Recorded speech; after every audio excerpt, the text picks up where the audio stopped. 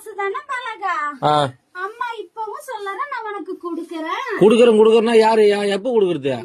பொண்ணுகிட்ட இப்போதைக்கு கொடுக்க முடியல அவகிட்ட. ஆத்தா இன்னைக்கு நான் குடுத்துட்டேன், அவ நாளைக்கு உனக்கு குடுப்பா. நீ வாங்கிட்டு போ பலகா, அவசரப்படாத. எத்தனை நாள்? 3ஆம் தேதியில இருந்தா? ஆமா பலகா, 3ஆம் தேதி வீடு. ரொம்ப நாள் ஆச்சு. விடு, நீ ஈஸியா சொல்ற. வீட்டுல உட்காந்து விடு, நான் போய் பேச்சு வாங்கி பணத்துக்கு.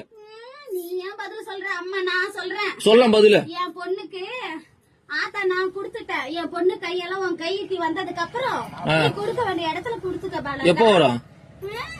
என் பொண்ணு கையில இருந்து பணம் எப்ப நீ வாங்குறியோ அப்ப உன் கைக்கு வந்து சேரும். இதுக்கு பேர் பதிலா?